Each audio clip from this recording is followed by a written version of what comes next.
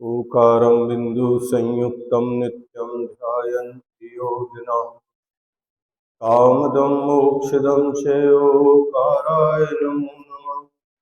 अविरल शब्द घनौघा प्रक्षालति सकलभूतमलकलङ्का मुनिवृपा सिद्धीर्था सरस्वती हरतनो दुर्गा अज्ञानतिमिरान्ध्यानां ज्ञानाञ्जनशलाकया चक्षुरुन्मीलितं तस्मै श्रीगुरुवे नमः।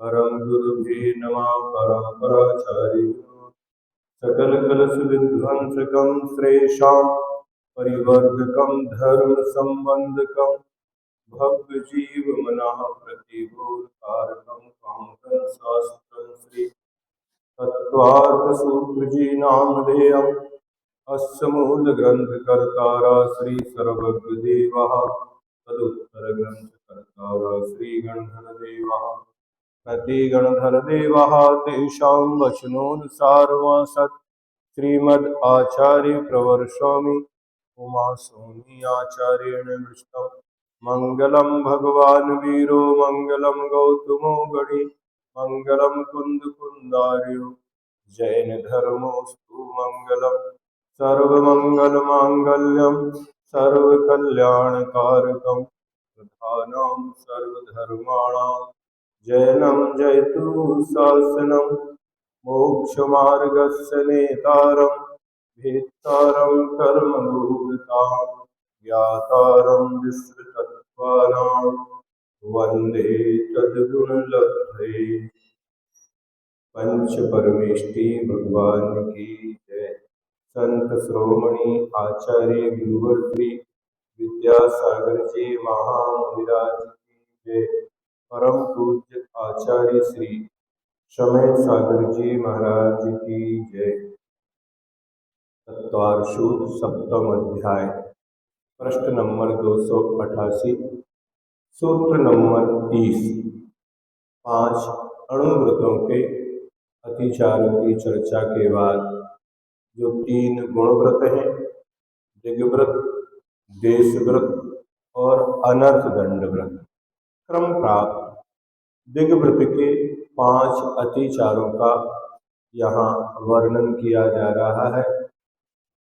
4 दिशाएं होती हैं, पूरब, दक्षिण, पश्चिम और उत्तर। एक ऊर्ध्व दिशा और एक अधो दिशा, ऐसे 6 दिशाओं के अतिचारों की जो सीमाएं की थी, उन सीमाओं का यदि उल्लंघन होता है तो वह व्रत का अतिचार कहलाता है। यह जीवन पर्यंत के लिए लिया हुआ व्रत था।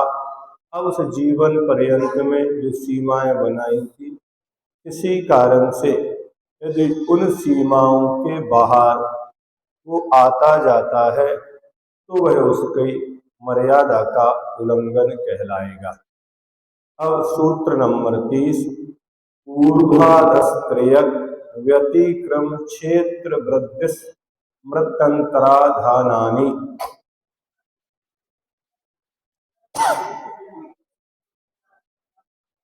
ऊर्ध्वाधस्त्रयग व्यतिक्रम क्षेत्र वृद्धि स्मृति अंतराधानानि।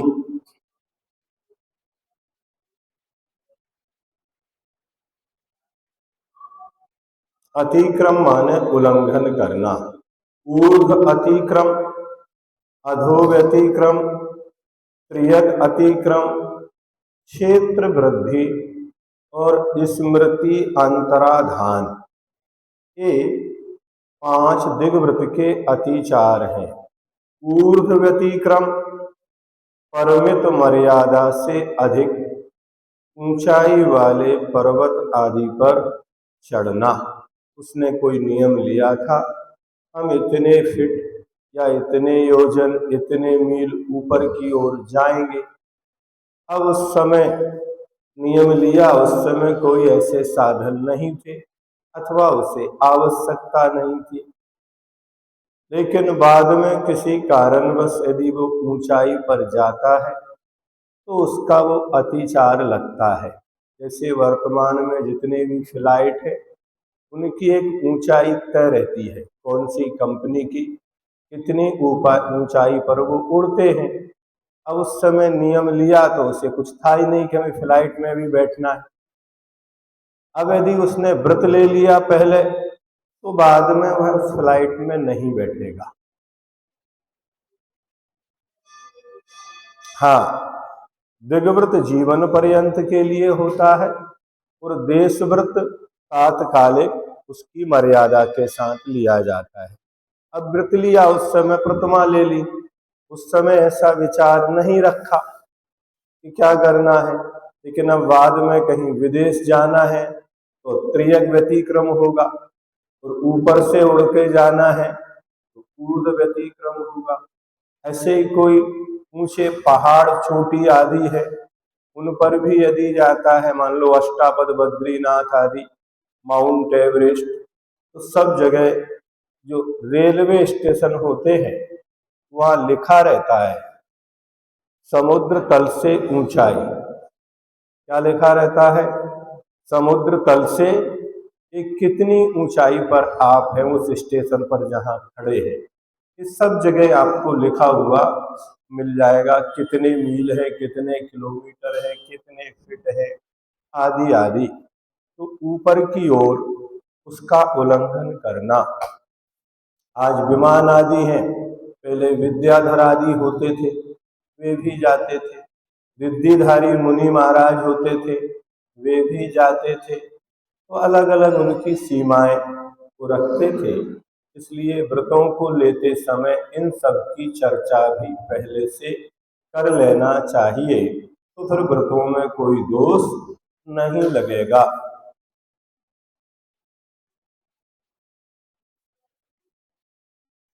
रिद्धिधारी मुनि महाराज के पास ना दिग्व्रत होता है, ना देशव्रत, महाव्रत होते हैं। क्या होते हैं उनके पास? ये श्रावक के व्रतों की चर्चा है। उनके पास महाव्रत है और वे 2.5 दीप में कहीं भी जा सकते हैं। उनकी अपनी चातुर्मास के काल में मर्यादा रहती है, सामायिक के काल में मर्यादा रहती है, क्योंकि उन्होंने ये जो व्रत लिए गए हैं इन 5 पापों से बचने के लिए लिए गए। अपन ने 5 पापों का पूर्ण रूप से त्याग नहीं किया, इसलिए अपन मर्यादा बनाकर उस मर्यादा के बाहर 5 पाप नहीं करेंगे। लेकिन उनका तो सर्व क्षेत्र में ही 5 पापों का त्याग है, तो उन्हें उस नियम की कोई आवश्यकता ही नहीं समझे ना। उनके द्वारा ना हिंसा, ना झूठ, चोरी, कुसेल, परिग्रह, ये 5 जो पाप है, उन 5 पापों का ही जीवन पर्यंत के लिए पूर्णता त्याग है। तो वो तो कहीं भी रहे पाप नहीं करेंगे, लेकिन हम इस सीमा के बाहर ये पाप नहीं करेंगे। इस सीमा के अंदर तो ये पाप हमारे द्वारा होते हैं। ये व्रत उन पापों से बचने के लिए है। इसलिए मुनि महाराज के आप कहेंगे हमारे पास तो आपसे बड़ा व्रत हो गया, नहीं, वो पहले ही उन 5 पापों का जीवन पर्यंत के लिए संकल्प पूर्वक क्या कर चुके हैं? त्याग कर चुके हैं। इसलिए वो, और दूसरा जो रिद्धिधारी मुनि महाराज हैं, वो अगर मकड़ी के तंतु पर भी चले, फूलों के ऊपर भी चले, तो भी उन जीवों को कोई बाधा नहीं होती है। जीव रक्षा का भाव है तो उनको तो रिद्धि पहले ही हो गई, लेकिन अपने द्वारा तो उन जीवों की रक्षा उस क्षेत्र के बाहर करने के भाव से हमने क्षेत्र की मर्यादा की है, ऐसा जानना चाहिए। अधो व्यतिक्रम, मर्यादा से अधिक ऊंचाई वाले लिखा है, या गहरे कुएं आदि में उतरना। जो मर्यादा ली है उससे नीचे कोई गुफाएं होती हैं, सुरंग जिनको बोलते हैं, वहां उतरना हो तो उनका भी त्याग किया जाता है। पनडुब्बी आदि में जाओ तो समुद्र में नीचे जो गोताखोर जाते हैं वो भी उसके अंदर चले जाते हैं। आजकल तो ऐसी सुरंगें कि समुद्र के अंदर से भी आप पूरा पूरा बाहर जाके निकल जाएंगे, इस साधन बनाए जा रहे हैं, तो वहां भी नहीं जाना। त्रियक व्यतिक्रम, समान स्थान में मर्यादा से अधिक लंबे जाना। जो चारों दिशाओं में एक मर्यादा बनाई थी, उस मर्यादा के बाहर जाना। मान लो किसी ने मध्य प्रदेश की तो मध्य प्रदेश के बाहर नहीं जाएगा, किसने भारत की वो भारत से बाहर नहीं जाएगा।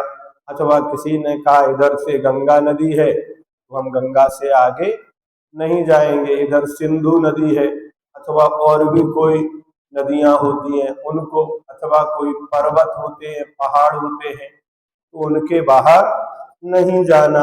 ये त्रियक व्यतिक्रम कहलाता है। इसको भी मर्यादाओं का पालन करना। मूल उद्देश्य वही है, 5 पापों से बचना, ठीक है ना, और 4 कसायों से बचना। तो कसाय रहेगी तो पाप में प्रवृत्ति होगी, तो कसाय को भी रोकना, और उस कसाय के निमित्त से जो पाप होते हैं उन पापों से भी बचने का मूल उद्देश्य है।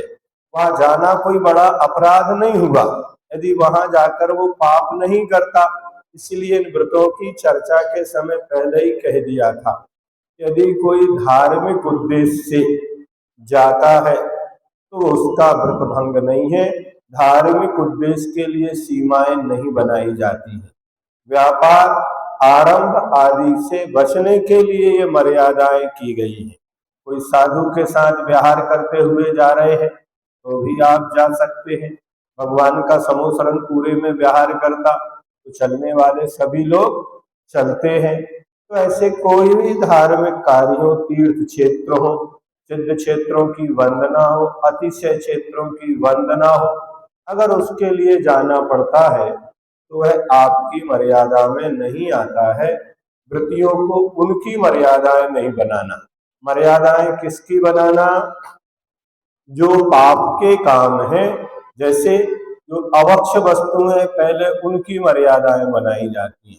जो भक्ष है एक बार उनकी मर्यादा नहीं भी बनाई तो कोई दोष नहीं है, किंतु जो अवक्ष है उनको पूरी तरह से जीवन पर्यंत के लिए त्याग किया जाता है, जिनमें त्रस्त जीवों की आराधना होती है। तो ऐसे ही यहाँ पर भी जो आपका दिग्व्रत है वो दिग्व्रत पापों से बचने के लिए है। किंतु यदि कहीं कोई ऐसे साधन है जहाँ हमें पापों से और छुटकारा मिलने वाला है, उस स्थान पर जाना चाहिए कि नहीं? तो जाना चाहिए, कोई बाधा नहीं है।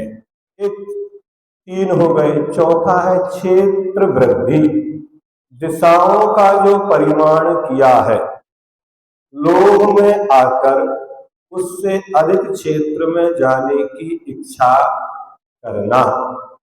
पहले तो प्रमाण कर लिया, अब इसमें परिवर्तन भी कर लेता है। क्या करता है? इस दिशा में हमने इतने किलोमीटर थी, इधर इतनी थी, अब इधर कोई काम नहीं आया तो क्या करता है? ठीक है, इधर की अपन 15 की 5 किलोमीटर कर लेते हैं, इधर 15 की 25 किलोमीटर कर ले। तो ऐसा भी जैसे सोने चांदी में परिवर्तन करता है, ऐसे ही यहाँ भी कभी कभी लोभ कसाय बस। अब इधर तो हमारा कोई मार्केट में दुकान है नहीं, इधर तो कोई रिश्तेदार है नहीं, लेकिन नया मील हमें इधर खोलना है। क्या करें? तो इधर का कम कर लेते हैं और इधर बढ़ा लेते हैं। तो रहा तो उतना ही जितना था, लेकिन फिर भी जो मर्यादा की गई थी वो उससे बाहर चला गया।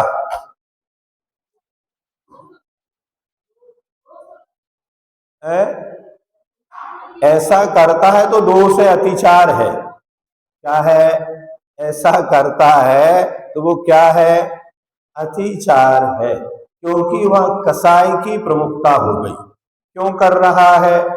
लोभ कसाय के कारण बहुतायत जितने भी आरंभ परिग्रह होते हैं इन कसायों के कारण ही होते हैं। अगर ये कसाय ना रहे तो कहीं भी बैठे, कहावत है ना, जो है मन चंगा तो कठौती में गंगा। मतलब अगर मन प्रशस्त है तो आप कहीं भी बैठो, आप पे कोई दोष नहीं लगेगा। किंतु यदि हमारी मानसिक कमजोरी है तो उसके लिए हमें प्रतिबंध लगाना पड़ता है। कमजोर व्यक्ति ही सहारे के बल पे चलता है। जो बलवान होता है वह तो स्वतंत्र रूप से कहीं भी आ जाए, उसे दूसरे सहारे की आवश्यकता। ये जो अतिचारों की सुरक्षा है, ये कमजोर मन वालों के लिए है। इनके लिए है, जैसे बस में बैठते हैं ना, तो उस बस में पर्दे लगा दिए जाते हैं। क्यों लगाते हैं पर्दे? कि जब पहाड़ी क्षेत्र में से बस गुजरती है तो नीचे खाई दिखती है, देखते से ही चक्कर आने लगता है। तो क्या करते हैं फिर? चक्कर आता है, फिर उल्टी होती है, तो क्या करते हैं वो ड्राइवर कंडक्टर पहले से ही पर्दे लगा देते हैं। हाँ, जिनका विल पावर अच्छा होता है वो क्या करते हैं? वो तो विंडो के पास आके बैठते हैं और आनंद लेते हैं उस दृश्य को देखते हुए। तो जिनका मन अच्छा मजबूत हो, तो उन्हें इन अतिचारों से डरने की कोई आवश्यकता नहीं है। कोई भी लोग उन्हें डिगा नहीं सकता, ये समझे ना। इतने मजबूत रहते हैं कि कोई भी उनको रंच मात्र भी अपने संकल्प से विचलित नहीं कर पाते। स्मृति अंतराधान की हुई मर्यादा को भूल जाना। कहाँ तक की सीमा की थी, क्या सीमा की थी, इसको ही भूल जाना। आज तो अपन सबके पास साधन है उसको लिखने के लिए। पहले के लोग पढ़े लिखे नहीं होते थे, उनके पास पेन कॉपी भी नहीं होते थे, तो नियम लेते थे तो कभी कभी भूल जाते थे। तो उसके लिए कहा कि स्मृति अंतराधान की हुई मर्यादा को भूल जाना। हमने कौन सा नियम लिया था, कब लिया था, कितना लिया था, ये याद नहीं रहता, क्योंकि क्षयोत्सम ज्ञान है और ये क्षयोत्सम ज्ञान घटता बढ़ता रहता है। तो ऐसे ये दिग्व्रत के 5 अतिचार हैं। अब दिग्व्रत के बाद जो दूसरा व्रत है, गुण व्रत, वो है देश व्रत। काहू में फिर ग्राम गली गृह बाग बाजारा, एक बड़ा रिंग बनाया, अब उसके अंदर एक छोटा रिंग बना लिया कि इसमें से हम इतना ही उपयोग करेंगे। जीवन पर्यंत के लिए तो नहीं है, लेकिन तात्कालिक अष्टमी है, चतुर्दशी है, अष्टानिका है, 10 लक्षण है, 16 कारण पर्व है, ऐसे बहुत सारे विशेष आते हैं। रात है, सोने लगे, अब कितने में जाओगे? एक कमरे में ही रहेंगे। उस समय कहता है इस कमरे को छोड़कर हम सुबह तक अन्य स्थान पर नहीं जाएंगे। मात्र इतना संकल्प लेते से ही अब कमरे के बाहर कुछ भी होता रहे, उसको तद संबंधी पाप का आश्रय नहीं होगा। यद्यपि उस मकान का वो स्वामी है, स्वामित्व बना उसने नहीं छोड़ा, परिग्रह उसका त्याग नहीं किया, लेकिन उस परिग्रह के अंदर भी अपने आवागमन की क्या कर ली उसने? मर्यादा कर ली। वो सारी वस्तुओं का स्वामी है, घर में ही है, लेकिन वो कहता हम इतनी जोड़ी कपड़े पहनेंगे, एक ही गाड़ी का उपयोग करेंगे। स्वामी होते हुए भी उसको तत्संबंधी उन वस्तुओं से कोई भी कर्म का आश्रम नहीं होगा। ये जैनागम की, जैन दर्शन की एक कला है। सब कुछ करते हुए भी उसे पाप से कैसे बचा ले जाते हैं आचार्य? ऐसे छोटे छोटे सूत्र उसके हाथ में पकड़ा दिए जाते हैं। वे छोटे नियम एक दिन बहुत बड़े काम में आते हैं। उसका अभ्यास हो जाता है और उनके उस अणुव्रतों में गुणात्मक क्या होने लगती है? उतने समय तक वो महाव्रती वर्ग उस क्षेत्र में, जैसे महाव्रती को उस संबंधी कोई दोष नहीं लगता, ये भी उस सीमा के भीतर रहकर सीमा के बाहर के क्षेत्र में वह मुनिव्रत कहलाता है, ऐसा कहा जाता है। देशव्रत के 5 अतिचार। आनयन प्रेष प्रयोग शब्द रूपानुपात उद्गलाक्षेपः।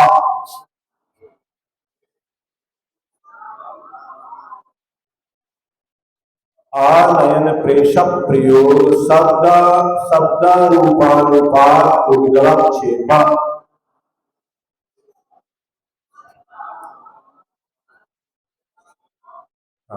आनयन प्रेष प्रयोग शब्दानुपात और रूपानुपात और उद्गल क्षेप, ये 5 देश व्रत के अतिचार है। आनयन अपने संकल्पित देश में रहते हुए मर्यादा से बाहर के क्षेत्र की वस्तु को किसी के द्वारा मंगाना खुद तो नहीं जा रहा है, लेकिन अब हमारा तो अभी नियम कर लिया है, हमारी पुस्तक बाहर रह गई, आप अंदर आ रहे हैं, ले आओ। क्या ये क्या हो गया? आनयन, अभी हमारा तो त्याग है, आप सब्जी लेने जा रहे हैं तो हमारे लिए भी ले आना। ये क्या हुआ? आनयन, बुलाना, है ना। मर्यादा कर ली थी, संकल्प कर लिया, अब खुद तो नहीं जा रहा है, खुद जाएगा तो अतिचार नहीं अनाचार हो जाएगा, लेकिन बुला रहा है तो अतिचार है। क्या हुआ? अब क्या करें, माला छूट गई, 1 घंटा क्या करेंगे, तो हमारी माला उठा के दे दो। देखिए, अतिचार तो है, लेकिन वहां उद्देश्य क्या है?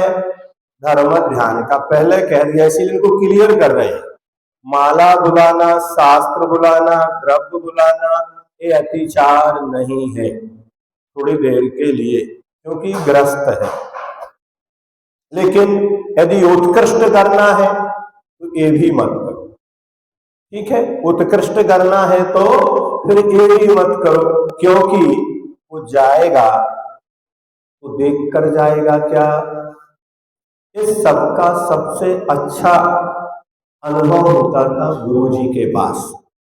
जब उनके साथ रहते थे तो बहुत सारी चीजें होती थी। अब क्लास पूरी हो गई, चल रहे हैं उनसे, शास्त्र का हमें दे दो, तो पूछते थे तुम्हारे पास पीछी कहाँ है? तुम्हें शास्त्र हम देंगे, तुम ले जाकर वहां रखोगे तो क्या करोगे? तुम्हारे पास पीछी तो है नहीं। अगर किसी जीव के ऊपर वो पुस्तक रख दी तो क्या होगा? हाँ, अब कोई दरवाजा खुला है, उसे बंद करना है तो किसी को बोलते नहीं थे, खुद उठेंगे, पीछे लगाएंगे, फिर बंद करेंगे। पहली बात तो लगाते ही नहीं थे, लेकिन किसी कारण बस कुछ हो तो क्या करो? पहले पीछे लगाओ, फिर ऐसा काम करो। अथवा कोई महाव्रती को बुलाते थे, उन महाराज को बुला दो, महाराज को बुलाया, फिर उन्होंने उनको बता दिया ये करना। ये काम तो हम भी कर सकते थे, नहीं, तुम नहीं कर सकते, क्योंकि तुम्हारे पास महाव्रत नहीं है। बुलाना ऐसे ही चातुर्मास जब लग जाता है, अब यदि स्वाध्याय के लिए भी ग्रंथ चाहिए हो तो नहीं बुलाते। चातुर्मास के पहले कह दिया ये ग्रंथ बुलाओ, ये वाचना होगी, अब नहीं बताए तो फिर इसके बाद मौन, कुछ नहीं कहेंगे। ऐसे ही आर्य का गुरुमती माता जी है, चातुर्मास प्रारंभ हो जाता है, ना कोई पुस्तक बुलाती है, ना कोई पत्र लिखती हैं, अपने गुरुजी को भी पत्र नहीं भेजती थी। कब? चातुर्मास में। आनयन पेश प्रयोग, अब कोई आज्ञा नहीं बुलाना, 4 महीने का निर्देश पहले ही ले लिया। अब चातुर्मास तक जब तक निष्ठापन नहीं होगा, यद्यपि उनके महाव्रत है, नहीं समझे ना, तो आनयन माने बुलाना, अपने संकल्पित। आजकल तो अपने पास यंत्र है, एक फोन किया तो आप विदेश से बुलवा लेते हैं, ऑनलाइन बुलवा लेते हैं। आज के समय में इस व्रत को पालने में बहुत कठिनाई, वे चाहे व्रती हो, इसलिए गुरु जी कहते थे व्रती बनो तो मोबाइल का त्याग करो। क्या करो, व्रती बनो तो मोबाइल का त्याग करो, क्योंकि आपने जो मर्यादा की है उतनी दूर थोड़ी बात होगी उससे। वो तो की हुई मर्यादा के बाहर भी बात करते हैं। अब आपने विदेश जाने का तो त्याग कर दिया, लेकिन विदेशियों से बात करने का त्याग अगर मोबाइल है तो हो पाएगा क्या? नहीं होगा। तो आ है मनाना, प्रेषक प्रयोग, मर्यादा से बाहर के क्षेत्र में किसी को भेजकर काम करा लेना। आप जा रहे हो, ये ले जाओ, उनको दे देना। एक उनसे ले आना तो बुलाना हो गया, एक भेजना हो गया, ये सब प्रयोग है। तीसरा है शब्दानुपात, मर्यादा से बाहर के क्षेत्र में काम करने वाले पुरुषों को लक्ष्य करके खांसना आदि। ये तो उस समय की बात लिखी है, आज के समय तो बहुत साधन आपके पास है। आप कहीं भी बैठे रहे, आपका पूरा घर, आपका दरवाजा, आपकी फैक्ट्री, दुकान की बटन आपके कहाँ है, हाथ में है कि नहीं? तो आज के समय में तो ये तो खांसना छींकना ये तो बहुत सरल चीज हो गई, ये तो छोटी छोटी चीजें थी। आजकल तो बहुत बड़े बड़े साधन उपलब्ध होते चले जा रहे हैं। एक हूटर बजा दो तो पूरे क्षेत्र में बज जाएगा, कोई जरूरी नहीं है कितना ही बड़ा मैदान हो। ऐसा होता कि नहीं होता? होता। ये शब्दानुपात है, जिससे वे जल्दी जल्दी काम करें।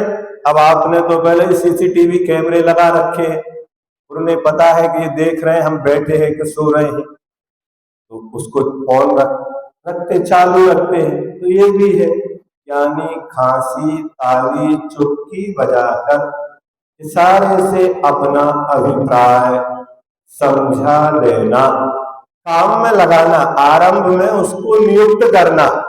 शब्दानुपात अतिचार नहीं है। शब्द क्यों उच्चारण किया गया, उसका उद्देश्य क्या है, इसलिए आपने ऐसा किया कि वो दूसरा व्यक्ति काम में लग जाए, इसलिए है। सामान्य से मान लो किसी को खांसी आ गई तो रोकेगा क्या? नहीं। खांसना कोई शब्दानुपात नहीं है, लेकिन इस उद्देश्य से बनावटी शब्दों को उच्चारण करना है कि दूसरे व्यक्ति अलर्ट हो जाए कि हम आपको देख रहे हैं, आप क्या कर रहे हैं, क्या नहीं कर रहे हैं। रूपानुपात, मर्यादा से बाहर रहने वाले आदमियों को अपने रूप से शरीर, मुंह, हाथ आदि दिखाकर क्या करना, इशारा करना, ये हो गया। उद्गलक्षेप, मर्यादा से बाहर कंकर पत्थर आदि फेंककर संकेत करना। करते ना कभी कभी लोग मंदिर में पूजा करते करते ही द्रव फेंकते रहते हैं। अब बताओ, उद्गलक्षेपा तो ठीक है, लेकिन उस द्रव्य को भी कहीं चिटक उठाएंगे, कहीं चावल उठाएंगे और बोल नहीं रहे, लेकिन दूसरे को इशारा कर रहे हैं, तो ये उद्गलक्षेप होता है। उद्गल कंकड़ पत्थर, आजकल तो कुछ नहीं करना, एक घंटी बजाओ मोबाइल और जितनी सुनाना है उतनी सुना दो। ऐसा होता कि नहीं होता? आजकल तो विदेश में बैठकर भी चला रहे हैं, घरों से भी अपने अपने काम चल रहे हैं, ये सब उसमें होते हैं। इसलिए हमने पहले ही कहा था, यदि कोई नौकरी करता है तो वो इन व्रतों को नहीं पाल पाएगा, यदि कोई पराधीन है तो वो भी नहीं पाल पाएगा। इसके लिए स्वाधीनता अनिवार्य होती, तभी नियम ले। यदि अनुकूलता नहीं है उन नियमों को ना ले, यही कर पाएगा, इससे ज्यादा तो कुछ नहीं करेगा। लेकिन फिर भी इतना ध्यान रखो, ये जो कहे जा रहे हैं वे अनाचार नहीं है। क्या ऐसा माने फिर तो कोई व्रत लेगा ही नहीं, फिर तो मोबाइल रखते इसलिए व्रत नहीं लो, नहीं, वो करेगा तो भी अतिचार है। क्या है? अनाचार नहीं है, ऐसा जानना चाहिए। अब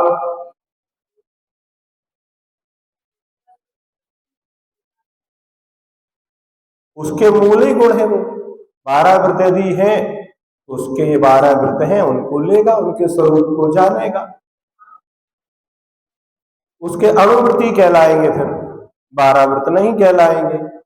अगर 12 व्रत लेगा तो ये भी लेगा। अगर किसी ने दूसरी प्रतिमा ली है तो दूसरी प्रतिमा इन 12 व्रतों को ही कहा जाता है। ठीक है ना। पहली प्रतिमा ली, अष्टमूल गुण लिए, वहां तक चलेगा।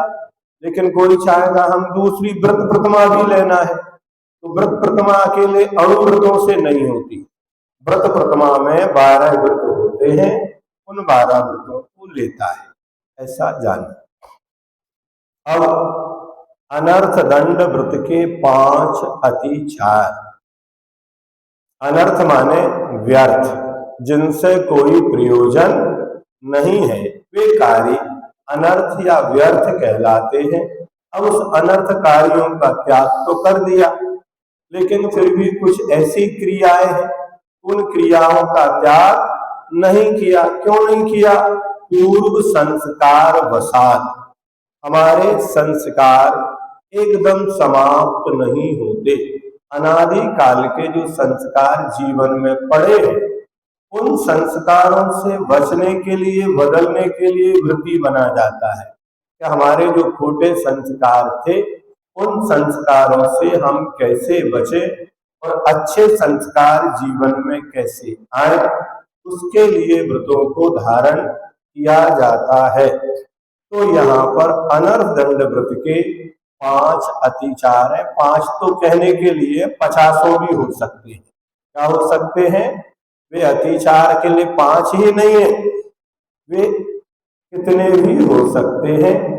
कंदर्प कौत कुछ मोखरिया समीक्षाधिकरणों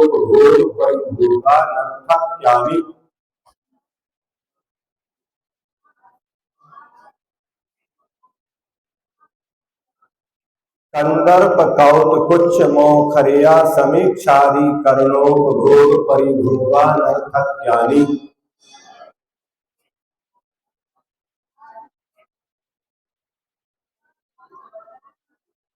कंदर्प कौतकुच्छ मौखर्य असमीक्ष अधिकरण और उपभोग परिभोग अनर्थक, यह 5 अतिचार अनर्थ दंड व्रत के हैं। कंदर्प राग की अधिकता होने से हास्य के साथ अशिष्ट वचन भी बोलना, जो कि व्रतियों के बोलने योग्य नहीं होते हैं। इन वचनों से ही पता चल जाता है ये व्यक्ति संयमी है या असंयमी है, ये राजा है, मंत्री है, सिपाही है, विद्वान है, मूर्ख है, ये सारा का सारा भेद पता चल जाता है मात्र किससे? उसके बोलने से। जैसे जब तक नहीं बोलती तो कौवा कौन है और कोयल कौन है, ये पता नहीं चलता। लेकिन जैसे ही बोलते हैं तो वो रहस्य खुल जाता है। अरे हमने आज तक जिसको क्या समझा था कोयल, वो निकली कौन? कौवा। तो ऐसे ही जिनको अपन अच्छा व्यक्ति समझते, कभी कभी उनके वचनों से ये पहचान हो जाती है कि वास्तव में क्या है। इसलिए सत्य व्रत था, उसका पालन करना चाहिए था, उसको ध्यान में नहीं रखा। यहाँ पर दूसरा एक प्रतिबंध और लगा दिया, कंदर्प। ये कंदर्प क्यों होगा? राग की अधिकता होने से, अंतरंग में रागमयी परिणाम होने से वह हास्य वचन तो कहता ही है, लेकिन असभ्य वचन भी बोलता है। इससे बचना चाहिए और इसीलिए इनका अभ्यास कराया जाता है। आप देखना, जो अच्छे स्कूल होते हैं वहां संस्कार डालने के लिए बच्चे कभी भी कोई यदवा कदवा शब्दों का उच्चारण नहीं करते। आज हम लाखों रुपए फीस देकर इसलिए उन बच्चों को ऐसे स्कूलों में भेजते हैं कि वे अच्छी संगति में रहें तो अच्छे वचन बोलेंगे। यदि उनकी खोटी संगति हो गई तो वे बच्चे भी क्या करेंगे? उस घर में जाके बैठो, बच्चों की चेष्टाएं देखना। अगर वो बच्चे यदवा तदवा वार्तालाप कर रहे हैं, इसका कारण है उनके माता पिता भी इन वचनों का उपयोग करते हैं। क्या बच्चे किससे सीखते हैं? अगर आपको बच्चों को सही सिखाना है तो क्या करना पड़ेगा? आपको भी अच्छी भाषा बोलना पड़ेगा। बच्चे अनुकरण करते हैं, जैसा आप करेंगे वैसे बच्चे करेंगे। तो किस संगति में रहे, किसके पास रहे, ये बहुत महत्वपूर्ण होता है। इसलिए साधुओं की संगति की जाती है, सज्जनों की संगति की जाती है। अगर दुर्जनों की संगति में कितना भी अच्छा व्यक्ति रहे, क्या करेगा? वो भी अशुद्ध वचन बोलने लगेगा। एक राजा था। कौन था? एक राजा था। उस राजा को आदत पड़ गई थी जुआ खेलने की। क्या करते थे वो? जुआ खेलते थे। अब जब जुआ खेलते तो जुआरी को कई अलग अलग शब्दों के द्वारा संबोधित किया जाता है ना? वो खेलते रहते हैं और उन शब्दों का उसका मूल नाम तो गौण हो जाता है। कोई ना कोई शब्द उनके लिए होता है। अब जब वे जुआ खेलते थे तो एक शब्द तकिया कलाम बन गया, नष्ट। क्या? नष्ट। अब कोई खिलाड़ी खेलता था तो वो कहते थे नष्ट, अच्छी तरह चलो, सही खेलो। मतलब ये शब्द उसी के लिए होता था जो जुआरी है। जुआरी का पर्यायवाची नाम क्या था? नष्ट। लेकिन उनका क्या हो गया? तकिया कलाम। जैसे कई लोग होते हैं, बात बाद में करेंगे, पहले कहेंगे तमाम, है ना? ऐसा शब्द, ऐसा तो उनका तकिया कलाम हो जाता है। हाँ, अपन किसी का नाम नहीं लो, कौन उपयोग करता है, लेकिन तकिया कलाम बन जाता है लोगों का कि उस शब्द को बोलेंगे, इसके बाद ही आगे की बात प्रारंभ करेंगे वे। तो राजा भी किसी को बोलता, कोई भी आए, चाहे वो राजमहल में हो चाहे राज दरबार में हो, नष्ट, भोजन करने चलना है। अब नष्ट माने क्या होता है? जुआरी होता है। एक बार उनके गुरु राज दरबार में आए। राजा की आदत ही बन गई थी, वो अपने गुरु से भी कहती है नष्ट, आइए महाराज। पहले संबोधन में क्या लगाया? नष्ट कह दिया अपने गुरु को भी। मतलब कोई अपने गुरु से कहे कि जुआरी, तो कैसा लगेगा सुनने में? वो बिल्कुल करंट सा लग गया उनको कि राजा इतना बड़ा व्यक्ति होकर हमारे लिए ऐसे शब्दों से संबोधन कर रहा है। इसका अर्थ है ये राजा जुआ खेलता है। किससे पता चल गया? उसके शब्द के उच्चारण से कि राजा खोटी संगति में, जुआरियों की संगति में रहता है और जुआ खेलता है। लेकिन वे राजगुरु थे, राजा को सन्मार्ग पर लाना आवश्यक था। तो एक दिन वे राज दरबार में आए, लेकिन अपने कंधे पर एक मछली पकड़ने का जाल डाल के लाए। क्या लेके आए? मछली पकड़ने का जाल। तो राजा के ने देखा, करे अब राजा नष्ट बोला तो खुद का पता नहीं है हमने कौन सी गलती की, लेकिन गुरु के कंधे पर मछली पकड़ने का जाल देखकर राजा हतप्रभ। अरे महाराज, क्या आप मछली पकड़ते हो? और उन्होंने पूछा कि आपके कंधे पर झोली की जगह मछली पकड़ने का जाल क्यों आ गया? उन्होंने कहा क्या करें, कभी कभी जब मांस खाने की इच्छा होती है तो हम इस जाल के द्वारा मछलियों को पकड़ लेते। अच्छा, आप मांस भी खाते हैं? हाँ, कभी कभी जब शिकार करने जाते हैं, वहां से जो जानवर लाते हैं तो उसका मांस, मतलब आप साधु होकर भी क्या करते हो? शिकार करते हो। हाँ, जब कभी हम शराब ज्यादा पी लेते हैं तो मांस खाने की इच्छा होती है, तो फिर शिकार करते। अच्छा, आप शराब भी पीते हो? हाँ, क्या करें, कभी कभी जब, क्या बोले वो, हम परस्त्री के यहाँ जाते हैं तो। अच्छा, आप परस्त्री के पास भी जाते हो? हाँ, कभी कभी जब वेश्या के पास नहीं जा पाते तो आप वेश्या के पास भी जाते हो। हाँ, कभी कभी जब जुआ में हार जाते हैं तो आप जुआ भी खेलते हो। अगर हम जुआ नहीं खेलते तो आप हमें जुआरी क्यों कहते? क्या कहा?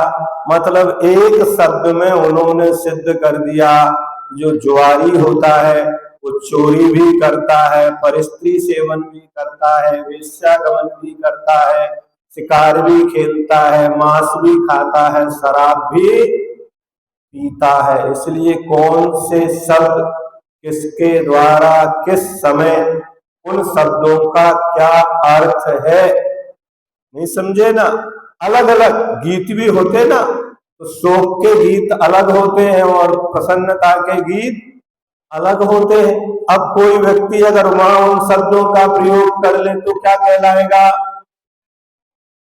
वो अशुभ माने जाएंगे। इसलिए राग पूर्वक अशिष्ट वचनों का प्रयोग करना एक कंदर्प की श्रेणी में आता है। व्रती को इनका उपयोग नहीं करना। अब आगे वाला तो इससे भी खतरनाक है, ये तो कंदर्पी था। अब बहुत कुछ हास्य और अशिष्ट वचन के साथ शरीर से भी कुचेष्टाएं करने लगना, ये कहलाता है बहुत कुछ। फिर मौखर्य, धृष्टता पूर्वक बहुत बकवाद करना। कई बार कई लोग घंटों तक बोलते रहते हैं, उनके बोलने का सार क्या है? सार क्या निकला? आपने 2 घंटे 4 घंटे इतनी चर्चा की, सार क्या है? कुछ नहीं। सामने वाला सुनना चाह रहा है कि नहीं? नहीं। आजकल तो साहित्य भी ऐसा ही निर्माण हो रहा है, नहीं समझे ना, जिनका कोई सार नहीं है और उनमें घंटों लोग बर्बाद अपने कर रहे हैं। ना उनसे कोई शिक्षा मिलती, ना कोई पैसा मिलता। कुछ तो लाभ हो, ना तो आर्थिक लाभ है, ना नैतिक लाभ है, फिर भी ऐसी चर्चाओं को बैठकर लोग करते रहते हैं। कुछ लोग तो नॉन स्टॉप, अपन कहीं भी जाओ वे बोलना चालू करते, किसी की सुनते ही नहीं है। सुनते सुनते कभी कभी लगता है कि माथा फटने लगा। ये क्या है? ये मौखरी है, बकवाद है। फोन ले लिया हाथ में, चल रही है चर्चा। क्या सार है बताओ तो आप? किसकी चर्चा कर रहे? उसमें क्या प्रयोजन भूत है? वो आपसे पूछ रहा है, वो आपकी बात सुनना चाहता है, ना वो सुनना चाहता, ना वो पूछना चाहता, फिर भी आप बंद होते ही ऐसे लक्षण एक में नहीं, बहुत सारे लोगों में देखने को मिलते हैं।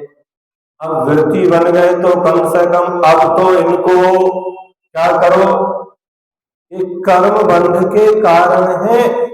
आपको ये भी पता नहीं है आपने क्या क्या बोल लिया, क्या ये भी पता नहीं है कि आपने उस समय क्या क्या बोला था, ये व्यर्थ की, और वो भी धृष्टता पूर्वक, मतलब वो सुनना नहीं चाहता, फिर भी आप सुनाना चाहते हैं। इससे बचना चाहिए। असमीक्ष अधिकरण, बिना विचारे अधिक प्रवृत्ति करना। क्या सुई में धागा नहीं है फिर भी सिए जा रहे हैं, है ना? चले जाए, कहाँ जा रहे हैं? कोई प्रयोजन नहीं, चलो घूम के आते। कहाँ जा रहे हैं? क्या उद्देश्य है? चलो राजवाड़ा होके आते। तो इसको ले जा रहा है, उसे कोई काम है क्या? और आपको भी कोई काम है राजवाड़ा तक? ऐसे ऐसे लोग देखे हमने जिनके साथ हम गए, यहां से दिल्ली तक गए। कहां तक गए? दिल्ली तक घूम के आ गए। उनने एक पेंसिल नहीं खरीदी, कोई काम नहीं किया, मात्र दिल्ली तक घूम के आ गए। उद्देश्य क्या था? कोई उद्देश्य नहीं, व्यर्थ ही। तो बिना विचारे अधिक प्रवृत्ति करना, बिना प्रयोजन मन वचन काय की अधिक प्रवृत्ति करना, यही असमीक्ष, मतलब उसको कोई विचार नहीं किया और कार्य को करना। अब सब्जी लेने गए, खरीद लाए कितनी, पानी भरने लगे तो इतना कर लिया, भोजन बनाने बैठे इतना बना लिया, ये आगे आएगा? नहीं समझे ना? तो बिना मतलब जिस क्रिया को आप कर रहे हैं उसके बारे में विचार तो करना चाहिए। आपका उद्देश्य क्या है? चलने का, बोलने का, विचारने का। अब बैठे बैठे चिंतन कर रहे हैं दुनिया भर का, सारे संसार का, क्या प्रयोजन है? देश का, विदेश का, राष्ट्र का, परिवार, क्या उद्देश्य है? आपके सोचने से कुछ हो जाएगा? आपके सोचने से वो चुनाव जीत जाएगा या हार जाएगा? आपके सोचने से वो खिलाड़ी हारेगा या जीतेगा? ऐसा होता है कि नहीं होता? लेकिन बिना प्रयोजन बैठे बैठे चिंतन चलता रहता है। फिर उपभोग परिभोग अनर्थक। जितने उपभोग और परिभोग में अपना काम चल सकता हो, नियम बनाया था पहले, भोगो भोग परिमाण व्रत। अब यहाँ उपभोग परिभोग में मतलब कितने से एक बाल्टी पानी चाहिए, अरे आप तो, लेकिन पूरी टंकी भरेंगे। सुबह से उठ के मोटर चालू करेंगे, मोटर चालू करके पूरी टंकी भर देंगे।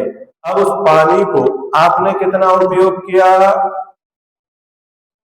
एक बाल्टी भरी, कितनी? पूरी टंकी। पाप का भागी कौन है? आपने तो एक ही बाल्टी पानी से नहाया। हाँ, घर में काम करने और दूसरे लोग भी, उनकी जवाबदारी है। आप ही हैं क्या? आप बचो इन पापों से। अगर आपने मोटर चालू की है उसका पाप आपको ही लगेगा। जरूरी नहीं है कि आप, लेकिन आप खुद आगे आगे करते। कोई से आपसे कह रहा है क्या? किसी ने आपको जवाबदारी दी है क्या? नहीं दी, लेकिन कर रहे हैं। ऐसे बहुत सारे काम हैं कि इतने कम वस्तु से काम चल सकता था, लेकिन उतना ना करके आपने अधिक संग्रह कर लिया। घर में कितने व्यक्ति हैं, कितनी सब्जी, कितना अनाज, कितना राशन, कितने वस्त्र लगते हैं, उसका विचार ना करके मार्केट ही खरीद लाए। बाजार में गए तो पूरी टोकरी उठा के ले आए। अब क्या करो? अब ढूंढो किसी को बांटना है, अब दे रहे हैं तो वो लेता नहीं है। ऐसा होता है, ध्यान रखो। एक बार एक व्यक्ति आया आचार्य शांति सागर जी के पास। उसने कहा, महाराज 10,000 रुपए हैं, इन्हें दान करना है, कहां दे दूं? आचार्य महाराज बोले, तूने मुझसे पूछ के कमाया था क्या? ऐसा व्यक्ति आपको अब नहीं मिलेगा कोई। क्या बोले वो उस समय, जब तूने 10,000 कमाए थे, जब तेरे को आवश्यकता नहीं थी, तो 10,000 तूने कमाए क्यों? अब ढूंढ रहा है किसको दे, कोई मिल नहीं रहा है। ऐसे ही भोजन बना लिया, अब कोई खाने वाला नहीं मिल रहा है, अब किसको दे? सब्जी बना ली, अब किसको दे? अब हमारा ये पानी बचा है, किसको दे? तुमने रखा क्यों? ये भोगो भोग की सामग्री को बिगाड़ना होता है। उसी समय आप छोड़ देते। आपने अभी का भोजन कर लिया, शाम का भर के ले गए। अब शाम को आप खाने नहीं है, वो बचा रहा, अब उसको फेंकेंगे आप, ऐसा होता कि नहीं होता। एक व्यक्ति उस भोग की सामग्री को बिगाड़ रहा है और एक व्यक्ति उसके अभाव में तरस रहा है। एक व्यक्ति ने पूछा था गांधी जी से कि आप अपने सिर पर कोई पगड़ी क्यों नहीं बांधते, अथवा आपका जो नीचे का परिधान है वो घुटने तक ही क्यों है। उन्होंने कहा भाई क्या करें, तुमने जो इतनी बड़ी पगड़ी बांध रखी है ना, इस पगड़ी की 50 टोपी बन सकती थी और 50 व्यक्ति के सिर ढके जा सकते थे, लेकिन तुम अकेले ने ही इतना वस्त्र अपने सिर के ऊपर बांध के रखा है, तो इतने लोगों को तो अभाव में जीना ही पड़ेगा। ये भोग सामग्री को ज्यादा संग्रह हम करते हैं तो किसी दूसरे व्यक्ति के अधिकार का हनन होता है, उसके अधिकार को छीनना है। आपने अधिक ले लिया, उसका कई वृत्ति करते हैं, भोजन करने बैठेंगे हम एक बार का लेंगे और सारी सामग्री अपने पास रख ली, अब उसमें से कोई दूसरा नहीं ले सकता। बुरा नहीं मानना, किसी की बुराई नहीं कर रहे हैं, लेकिन व्यवहारिक में ये अच्छा नहीं माना जाता। एक तरफ तो आपने नियम ले लिया, हम एक बार का परोसा लेंगे, और दूसरी तरफ उसने जितना बनाया था सब अपने पास रखवा लिया। ये कौन सी एक बार का नियम हुआ? नहीं, उस समय वो व्यक्ति जितना आपकी थाली में दे देता उतना यदि आप ग्रहण करते तो एक बार का नियम होगा, लेकिन आपने बाद में पूरा का पूरा छोड़ दिया, खुद भी नहीं खाया और दूसरे को भी नहीं खाने दिया। ये भोग परिभोग ये अनर्थक है। जितने उपभोग परिभोग में अपना काम चल सकता हो उससे अधिक संग्रह नहीं करना। यदि करते हैं तो क्या होगा, ये इनके अनर्थ दंड व्रत त्याग में अतिचार लगेगा। जावाणी के ज्ञान पे